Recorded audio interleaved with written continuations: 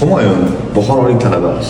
Bemalol bu universitetni tanlaganing va nima sanga yoqib turgani haqida qisqacha aytib berasanmi? Bu universitetni tanlaganimdan maqsad bu yerdagi yo'nalish menga juda mos bo'lgani sababli, chunki sun'iy intellekt bu kelajak kasb bo'lganligi sababli bu yerni tanlaganman va bu yerdagi qulay sharoit va do'stona bo'lgan professorlar bilan o'qish bu men uchun juda zavqli va juda kuchli zavq bag'ishlaydi. Kirishdan oldingi taassurotlar qandaymi, kirishdan keyingi taassurotlar qanday? Kelishdan oldin men kutmagan edim bunday darajadagi xushmuomala hamma bir-biriga yaqin bo'lishini. Ammo kelgandan keyin men bu yerdagi ta'lim sifati va odamlarning muomalalarini ko'rib juda ham xursand bo'lib o'zimga ishonchim o'qishga. Dars jarayonlari qiziqarli tarzda o'tkaziladi. Juda ham qiziqarli tarzda professorlar bilan juda ham yaxshi muomala qilgan holda, do'stona holda o'tkaziladi va bu hamma uchun birdek yoqadi deb o'ylayman. Nechanchi kurs talabasiz hozir? Men hozirda birinchi kurs talabasiman. Yaqindan so'radi.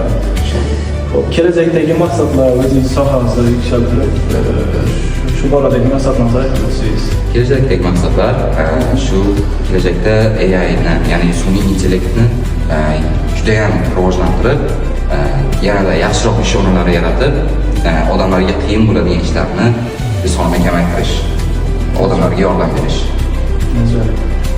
Rahmat sizga. O'qishlarimiz mana shu universitetda birinchi kurs talabasiman, yo'nalishim sun'iy intellekt.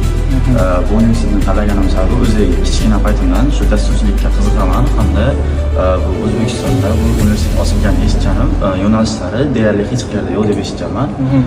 Hamda xalqaro universitet bo'lganligi prezidentimizni o'zi bunga qiziqish bildirgani menga katta o'zimga qiziqish uyg'otdi va bu universitetga keyin topshirib ko'rib mana shu yerda hozir shu yerda o'qiyapman. Ajoyib.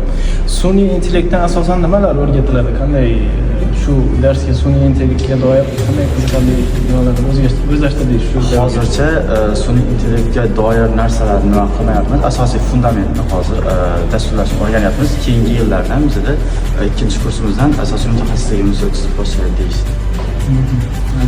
Hozir bular boshlang'ich bilimlar o'rganadi. Matematika, albatta, keyin fizika, dasturlash. Shu asosida keyin o'zimiz ham masalan universitetda birinchi kursda tarixdan o'tamiz. Hammasini o'tamiz-ku. Keyin ikkinchi kursda asosiy mutaxassislikka yo'naltirilamiz. Shunaqa. Endi sun'iy intellektda men qisqacha tushuntiraman sizga Davronbek aka. Bu yerda asosiy mohiyat qarang. Sun'iy intellekt degani faqat bu video tayyorlab, rasm tayyorlab bu narsa emas-da. Yuqorida ham mana shu mavzuni gaplashib turdik. Bu masalan bir shifokor bir bemorni davolashi kerak. Shu joyida ham kerak bo'ladi sun'iy. Masalan, aqlli shahar loyihasini qilib turibmiz. Svetofor shunda ishlashi kerak, mashina yo'q vaqtida yashil ham turishi kerak. Tabiiyki mashina ko'paydimi? Shu joyda sharoitga qarab o'zgarish. Sharoitga qarab svetofor chiroqlarini to'g'ri qo'yib qo'yish kerak-ku. Shu yerda sun'iy intellekt kerak-ku, shu yerda mutaxassis kerak. Mana mutaxassislar. Ertaga masalan 1000 o'quvchiga dars beradi bir o'quv markazida. Bu o'quvchilarni qaysigacha o'zlashtirdi. Buni sun'iy intellekt olib beradi kelajakda. Ta'lim nimasini o'lchaydi? Albatta. Hamma sohada sun'iy intellekt, hamma sohada shu yo'nalishda bular mutaxassis bo'lib yetishadi kelajakda. Avtomatlashtirish tizimlari boshqasi dars jarayonlarini qanday qilyapsizmi? Dars jarayonlari xuddi chet elda bo'ladigan faqat universitetda professorlar chet ellik juda do'stona bo'ladi. Hamma ma'lumotlar darsda yaxshi.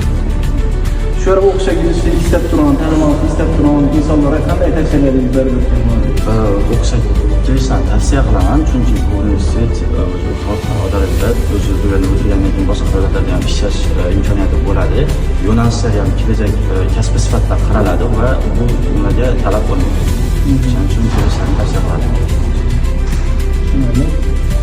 Bo'lmasa o'qishlaringiz sizga omadlar tilab qolamiz. Yetuk mutaxassis bo'lib yetishingizni tilab qolamiz. Ajratgan vaqtingiz uchun katta rahmat.